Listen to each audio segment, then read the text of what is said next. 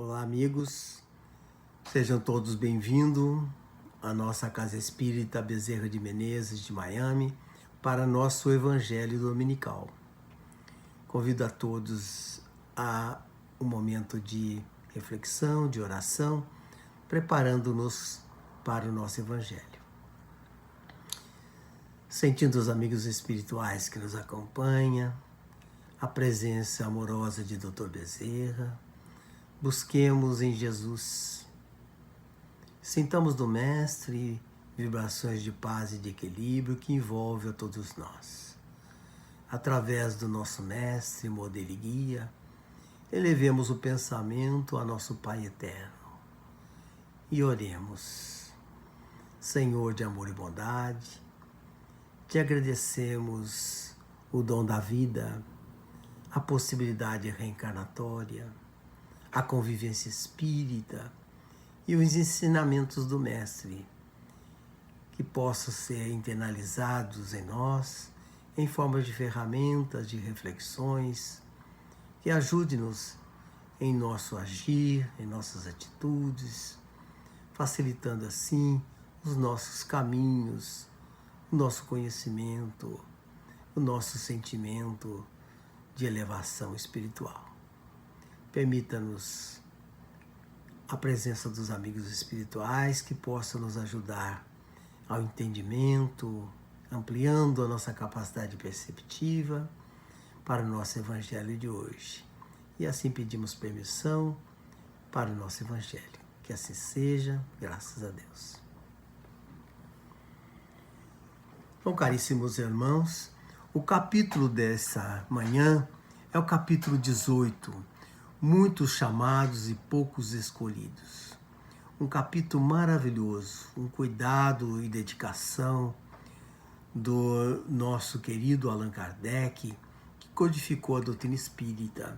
E a gente sente presente toda a contribuição dos evangelistas, as orientações espirituais que Kardec recebia durante todo esse trabalho para trazer esse tema de uma forma tão única e tão espetacular para o nosso entendimento.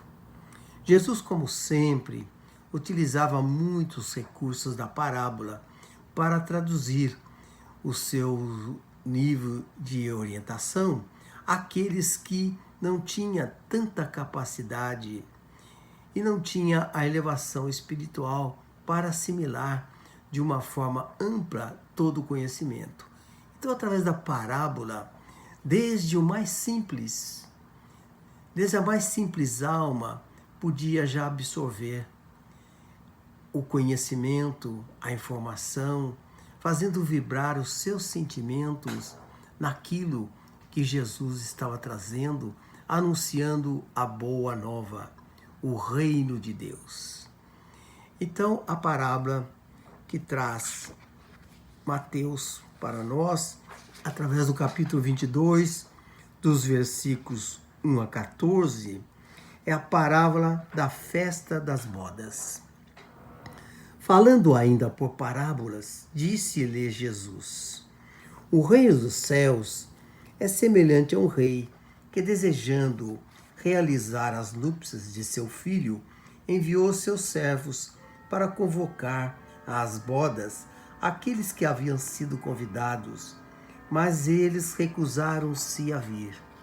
Enviou ainda outros servos, com ordem de dizer de sua parte aos convidados: preparei o banquete, fiz matar meus bois e todos os animais que havia mandado cevar.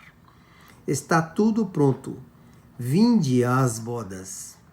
Mas estes, não se incomodando com isso, foram-se, um para a casa de campo e outro para os seus negócios.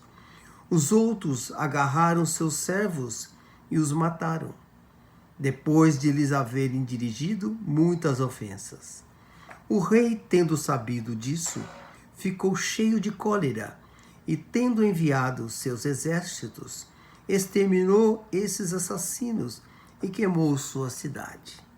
Então disse aos seus servos: a festa das bodas está pronta, mas os que haviam sido convidados não foram dignos. E depois as encruzilhadas, e convidai para as bodas todos os que encontrardes. Seus servos saíram, então, para as ruas, reuniram todos os que encontraram, bons e maus. E a sala das núpcias encheu-se de pessoas que se sentaram à mesa. O rei entrou em seguida para ver os que estavam à mesa. E percebendo um homem que não estava vestido com as roupas nupciais, lhes disse: Meu amigo, como entrastes aqui sem usar o traje nupcial? E o homem ficou mudo. Então o rei disse aos seus prepostos: Atai as mãos e os pés dele e lançai-o nas trevas exteriores. E lá é que encontrará lágrimas e ranger de dentes, porque há muitos chamados e poucos escolhidos. Esta parábola, que pela ignorância de muitos não faz muito sentido, ou que é ironizada pela simplicidade das figuras, metáforas usadas, traz um grande ensinamento. E é a base para entendermos essas falas de Jesus, de que muitos são chamados, mas poucos são os escolhidos. Kardec faz no próprio Evangelho uma análise explicativa dessa parábola, salientando que o reino de Deus, que é o reino de alegria e felicidade, que é trazido por Jesus, é comparado a uma festa, a esse festim. Esse festim seria a própria alegria e a felicidade. Quantos de nós não quer participar de uma festa, de uma comemoração, onde está a alegria, não? Então todos, em geral, estão convidados, motivados a participar desses eventos de celebração. E o reino dos céus, Jesus compara a essa grande festa que esse rei prepara, comemorando as bodas de seu filho. E aqueles que foram elegidos para ser os convidados são aqueles povos ou aquelas pessoas que tinham já um certo conhecimento, já tinha seus espíritos esforçados no entendimento da própria espiritualidade, das próprias coisas dos céus, que seria o povo hebreu, aquele povo que foi o primeiro a ter uma visão única da divindade, de ter uma religiosidade monoteísta, enquanto os demais existia sempre o politeísmo, aquela visão de que vários deuses compartilhavam e tomavam decisões nos acontecimentos existenciais. E é por isso adoravam a chuva, adoravam o sol, adoravam a lua, adoravam os fenômenos naturais e tudo o que fosse incompreensível ou que lhes causasse pavor, medo, sofrimento, como por exemplo a seca, a falta de alimento, o frio, a falta de abrigo e assim por diante. Não? Os hebreus, de onde os judeus vão derivar, é esse povo mais preparado para isso. Não? Tão preparados que já estavam recebendo a própria comunicação, a própria informações desse reino, né, de Deus. Haja vista que Moisés recebeu a primeira revelação, que são as tábuas dos mandamentos, não? Então o que era? Através já desse processo, que é um processo mediúnico, que nós entendemos na doutrina espírita, através da mediunidade, ele recebe essas comunicações. Então todo esse povo que já recebia essas informações, e tem isso porque a mediunidade, melhor especificando, é uma faculdade que todos têm, todas as pessoas. Não? A criação divina proporciona a todos nós esta faculdade, essa percepção do mundo espiritual. Sabemos, mas não sabemos dizer bem porquê.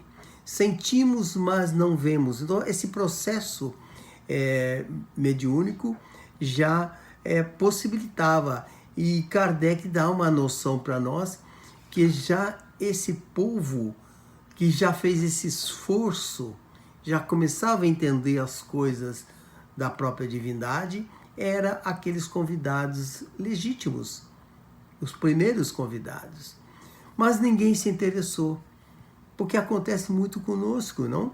Ao turbilhão e aos barulhos da vida, nós estamos mais atentos às outras coisas, perdemos a vigilância, estamos mais despertos para as coisas materiais e mais distante as coisas espirituais. Tanto é que esses convidados, à primeira vista, não aceitaram o convite. E depois que são enviados novamente os mensageiros, eles também vão ter um comportamento de indiferença, até tomando medidas drásticas, infelizes, de criar hostilidade, abusos e até a matar alguns desses mensageiros. Salienta Kardec que quem seriam esses servos de Deus? Quem seriam esses mensageiros que foram levar os convites? Não? Salienta que então eram os profetas, eram aqueles que tinham já no exercício mais amplo essas informações. Então, quem seriam esses profetas? O próprio Moisés, Isaías, Jeremias, todos aqueles grandes profetas que constituem parte da revelação espiritual para a humanidade. E muitos desses realmente foram mutilados, foram sacrificados, não? O próprio Jesus vai ter essa mesma situação, onde ele vem a favor de todos esses, convidando, fazendo esse convite para o mundo espiritual, e encontra em respostas de alguns esse aviltamento e o sacrifício final de Jesus, não? Levando-o à cruz e no mesmo processo de que esse rei está vivenciando nessa parábola. E todos os demais depois são convidados. Já que o reino está preparado, as bodas estão prontas, ele manda os servos, os seus mensageiros, convidar a todos. Aí entramos nós, não? Todos nós estamos convidados. Todos estão convidados para esse grande reino de Deus, porque as bodas estão prontas. Né? E muitos vão então e enchem a sala de bodas, e o rei, percorrendo, vendo aqueles que atenderam a esse chamado, vê um que não está com as roupas adequadas, com as vestes próprias. Não? Então ele chega até ele e diz: meu amigo, como você conseguiu entrar aqui sem essas roupas adequadas, sem as roupas adequadas? E ele se emudece, ele cala. Certamente sabia que devia estar com as vestes adequadas, mas não estava. Não estava preparado, não estava adequadamente condicionado. Então há requisito. Há um requisito, não basta você receber o convite, você aceitar o convite e sentar à mesa para desfrutar a boda. Não, tem um requisito. Esse requisito é ter as vestes. E aí Kardec vai fazer uma conotação muito feliz, dizendo que essa veste é justamente a pureza do coração. É o entendimento das próprias leis divinas, e não só o entendimento, mas o senso de prática. né? Então isso que faz com que essa veste esteja completa e adequada a esses convidados para participar dessas bodas. E que diz que tudo isso está contido no que a doutrina espírita traz de reflexão nesse tema, que é: fora da caridade não há salvação. Quer dizer, não é como nós entendemos o reino de Deus e a ação de Deus se nós não conseguimos ter a visão de amar, alabar esse Deus e considerar todas as coisas e todas as pessoas em igualdade de condição a nós mesmos. Amar o próximo como a nós mesmos. Respeitar e ajudar todos os seres da criação. Estar em convivência e fazer parte dessa grande arquitetura universal que é a própria vida. Então isso está em decorrência dessas boas novas. A todos esses instantes, alguns se adiantam, têm mais consciência do mundo espiritual, outros têm mais dificuldades. E até aí, aqueles que têm a consciência do mundo espiritual, mas não está totalmente revestido dessa roupa de pureza de coração, de exercício caritativo, de prática do bem, pode ser aquele que pode sentar à mesa e ser rechaçado por não estar com as roupas adequadas.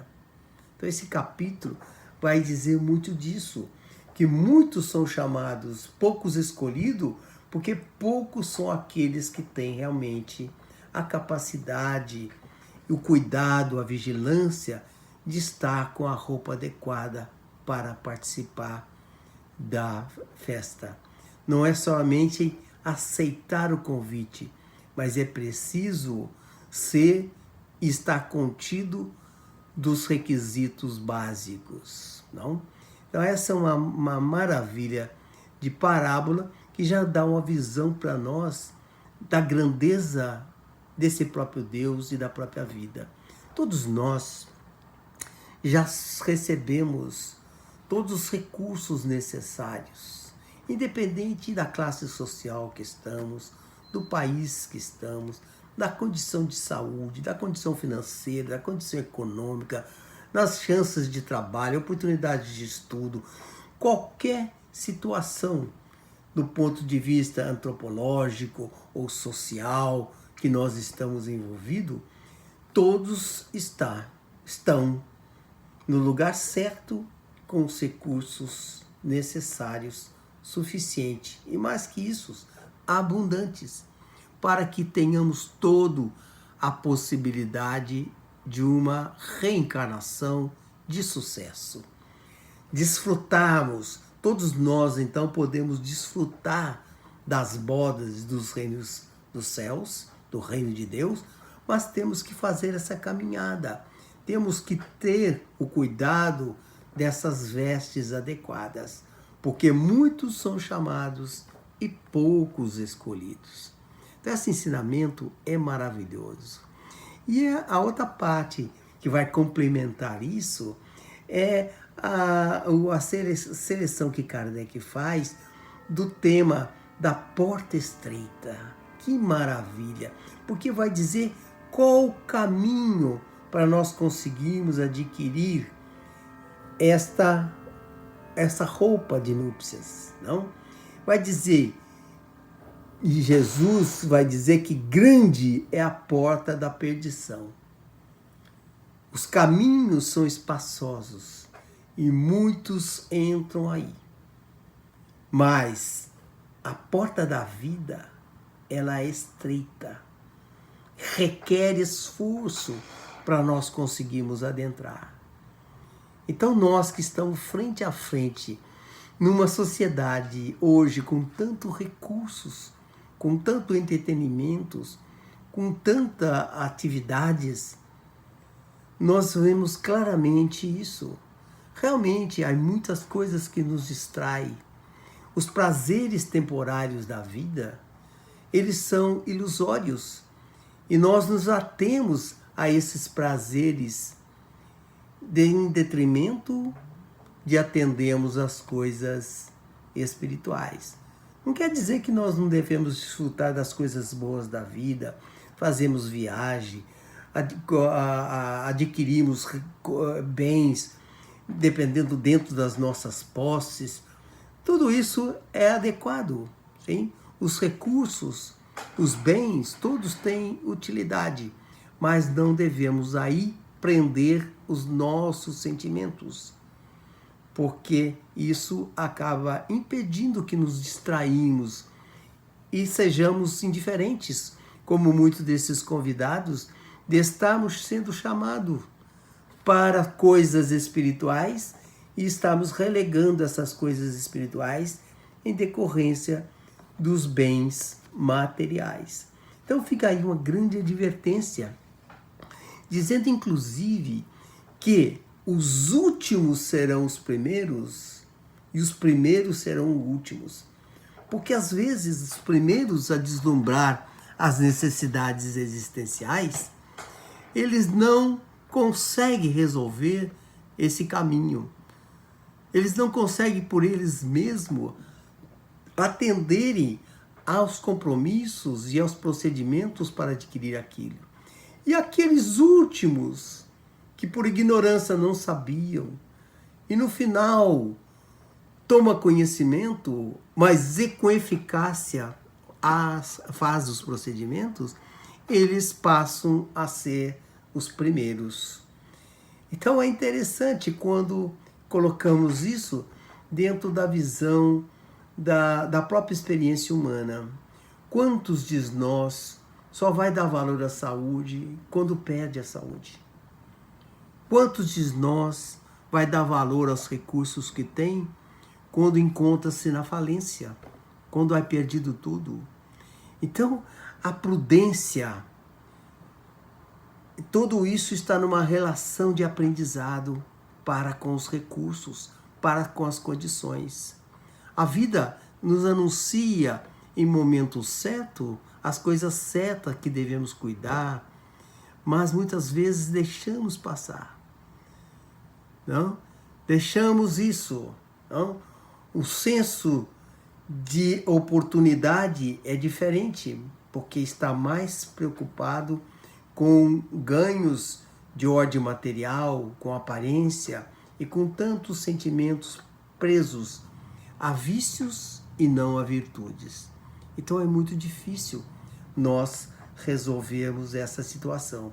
Dizendo aos bens materiais, por exemplo, o Evangelho nos traz uma assertiva que é muito mais fácil a prova da miséria do que a prova da riqueza.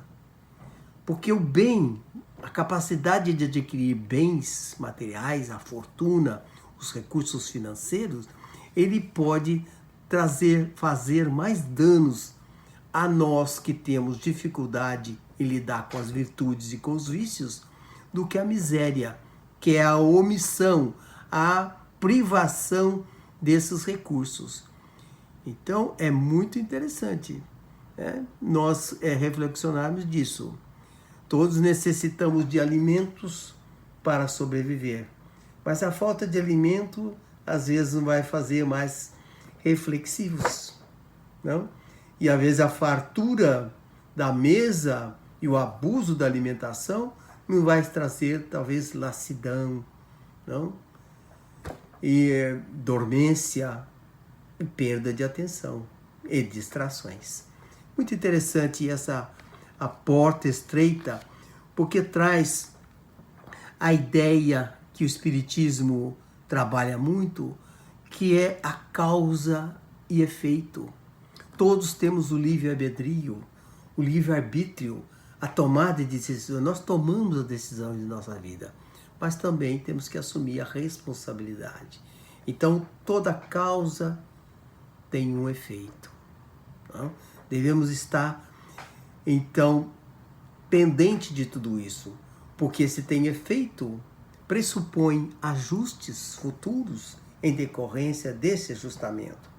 as transformações morais necessárias, quanto mais nós vamos relegando e aviltando contra as leis divinas, mais imperiosa se faz esse ajustamento dessas transformações morais que devemos executar.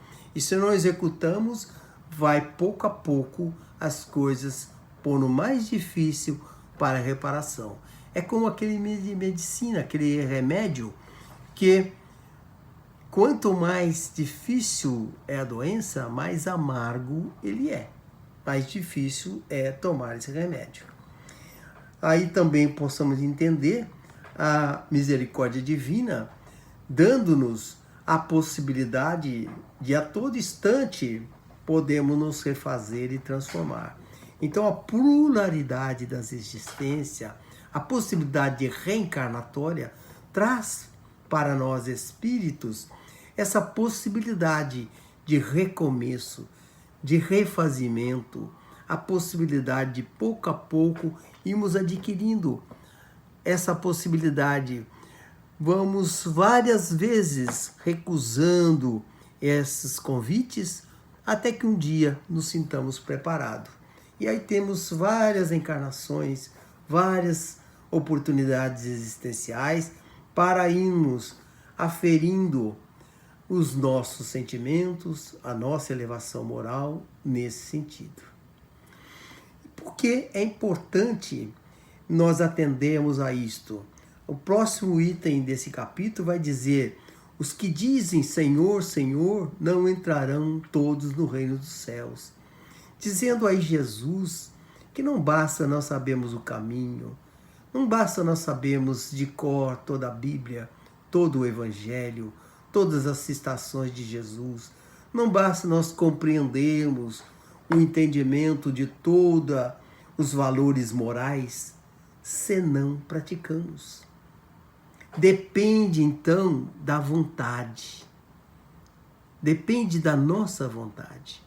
Mas nós não fazemos a vontade de Deus, nós infringimos as suas próprias leis.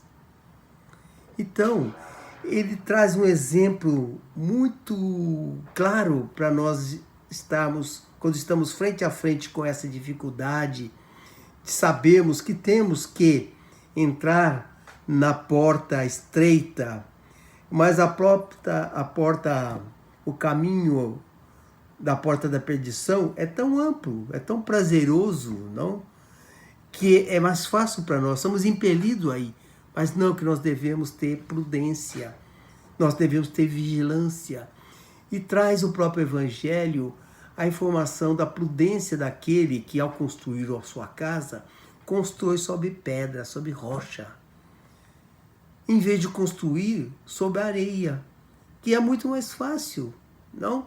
Colocar ali umas palmeiras, uma em cima da outra e fazemos a casa. Não, em cima das rochas é muito mais difícil nós colocarmos o alicerce na pedra, construirmos uma casa sólida, mas quando vem as tempestades, as chuvas, a casa da areia vai com facilidade ser ruída, enquanto que a casa de rocha consegue enfrentar todas as intempéries da existência.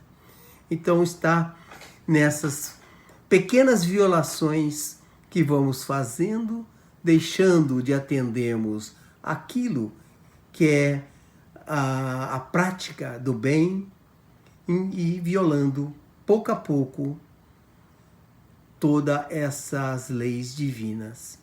Tudo se baseia, então, em termos a capacidade de aplicarmos a lei de amor e caridade em nossa caminhada.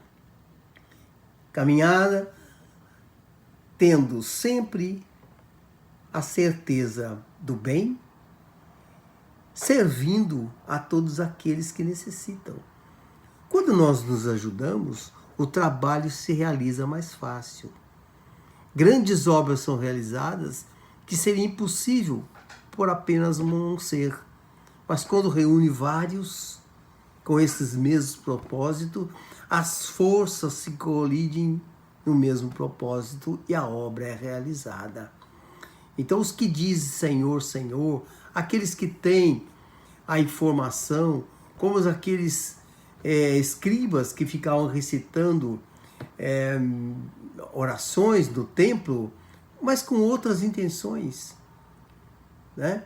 Com outros objetivos. Então, tudo isso faz com que o ser não consiga evoluir. E traz uma explicação lógica ao tema que estamos abordando, que muitos são chamados e poucos escolhidos. Sabemos tudo o que temos que fazer, só que falamos, mas não fazemos nada daquilo que estamos falando. Né? E a outra parte do capítulo é que muito se pedirá àquele que muito recebeu. Que interessante. E que justiça divina.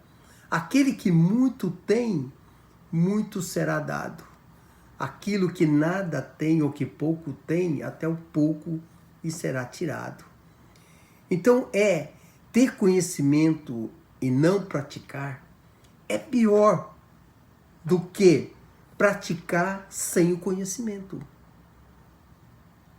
Se você sabe como deve ser, se você sabe as regras e o bem que causa fazer certas coisas, você omitir de fazer isso é você assumir a responsabilidade dessa própria omissão, é fazer o mal. Né? Jesus vai dizer que ele veio para aqueles que não veem poder ver, mas aqueles que veem se tornar cegos. Que coisa interessante.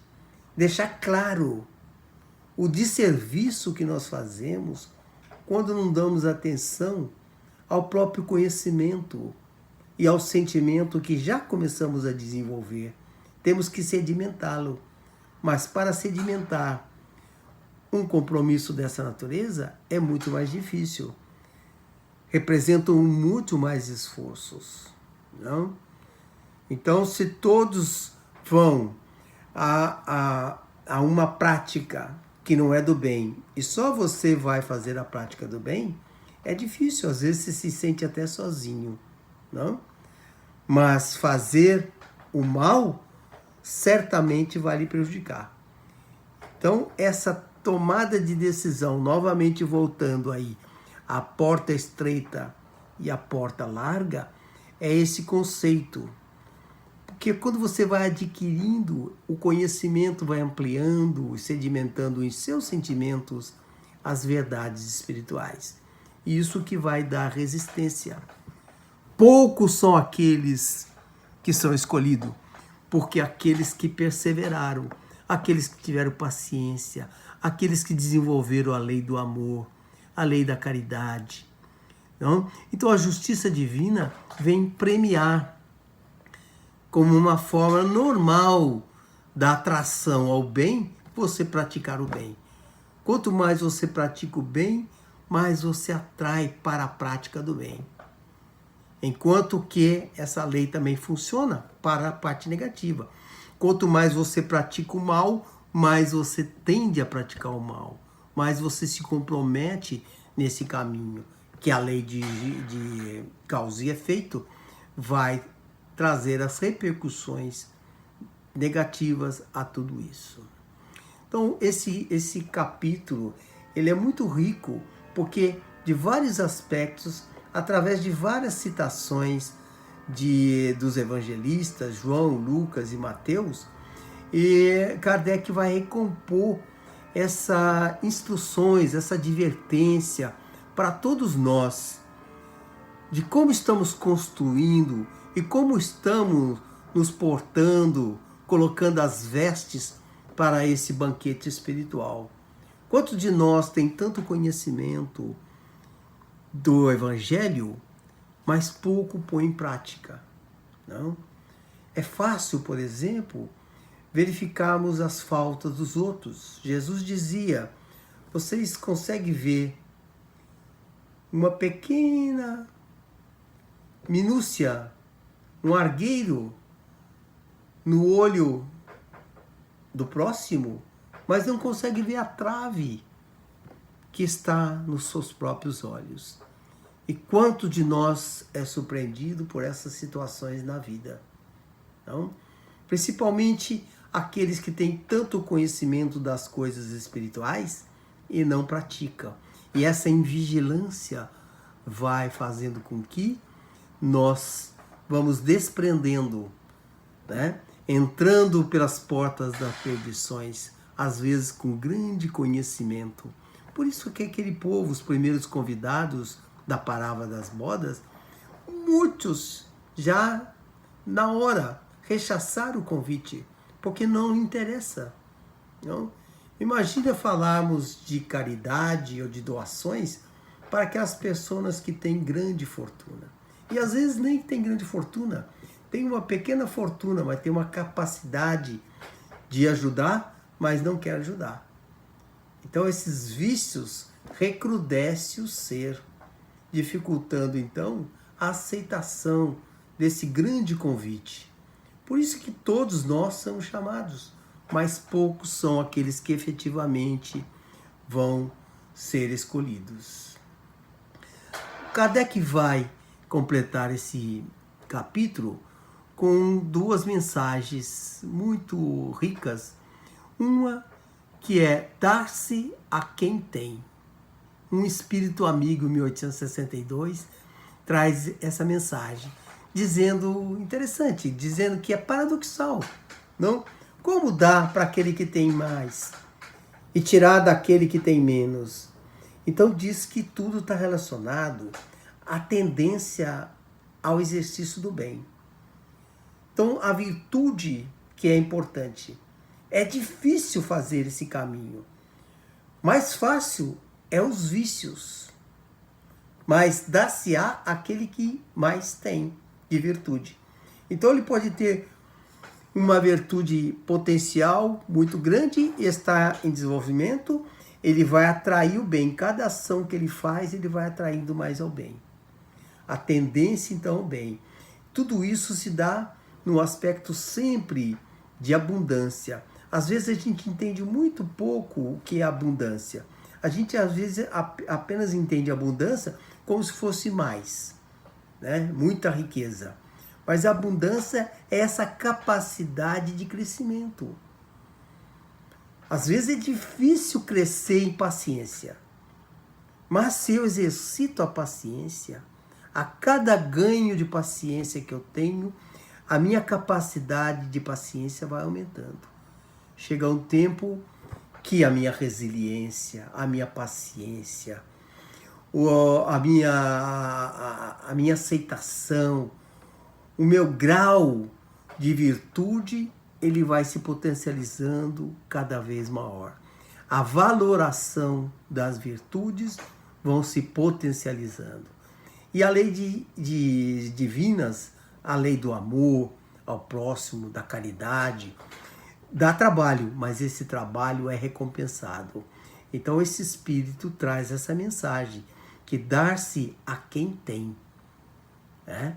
Então é importante você ter o fundamento de fé, de paciência, de resiliência, todas as virtudes, não?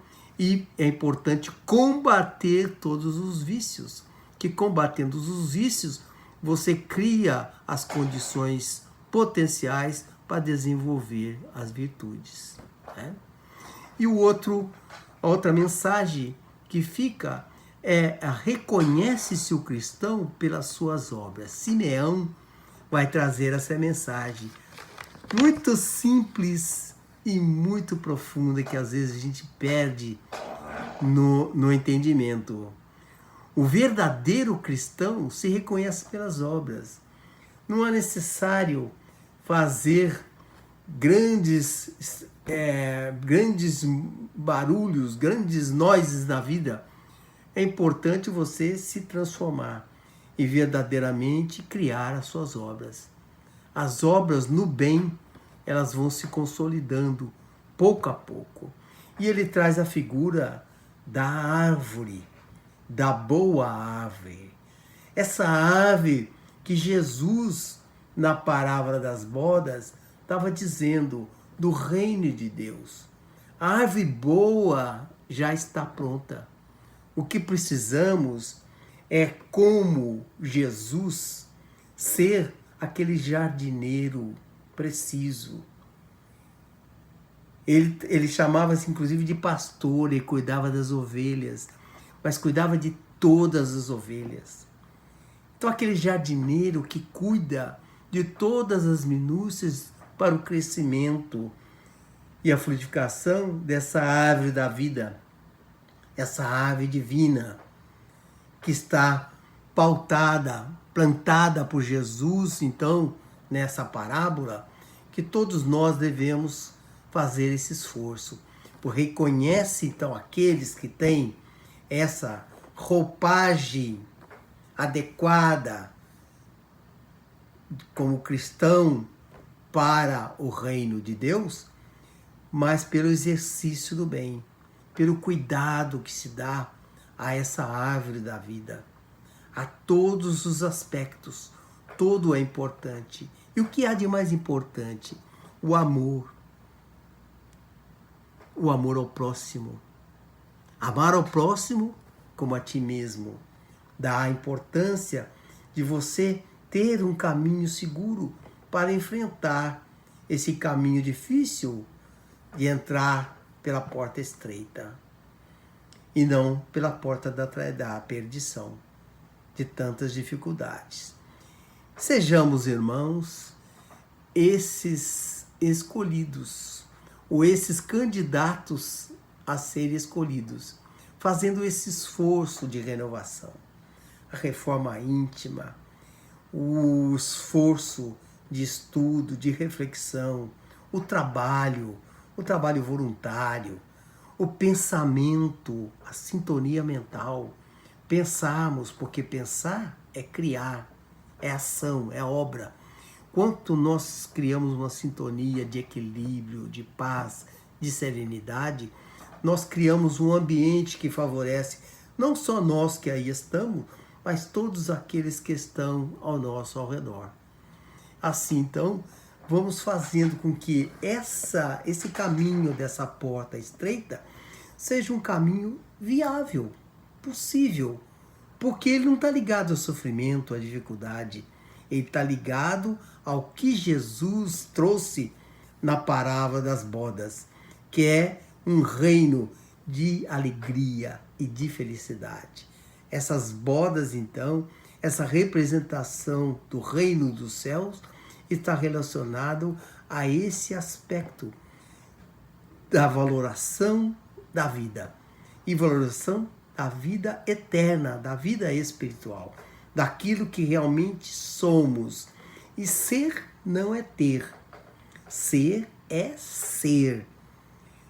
O conhecimento só serve para alimentar e sedimentar em nós sentimentos.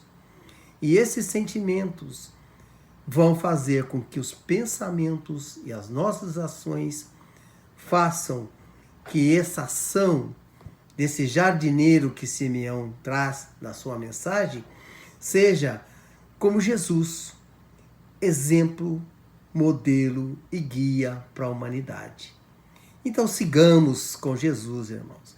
Sigamos os nossos estudos e estão todos convidados para toda a semana estar conosco aqui em nosso Evangelho. Muita paz a todos, irmãos. E vamos a uma oração de encerramento e de agradecimento. Senhor, à luz do Teu Evangelho de hoje, te agradecemos, amigo maior, tantos ensinamentos.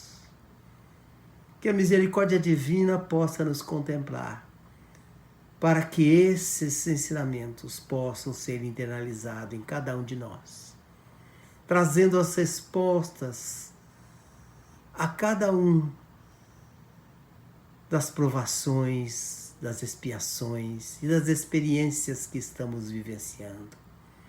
Que possa esses fluidos desse instante, ademais de envolver todo o nosso ambiente, favorecendo todos aqueles que residem em nossas casas.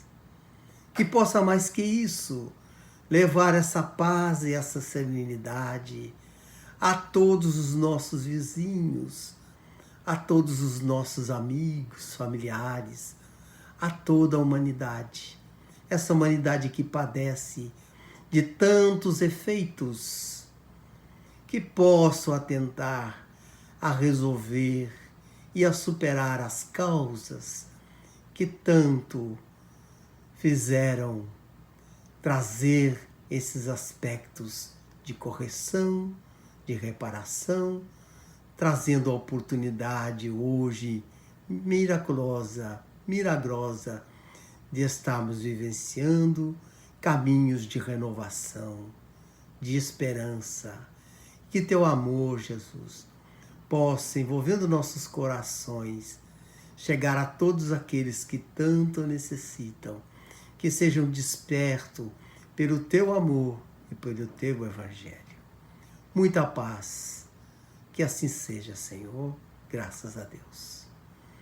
Muita paz a todos, muito obrigado por nos acompanhar e tenham uma linda semana. Sigamos com Jesus.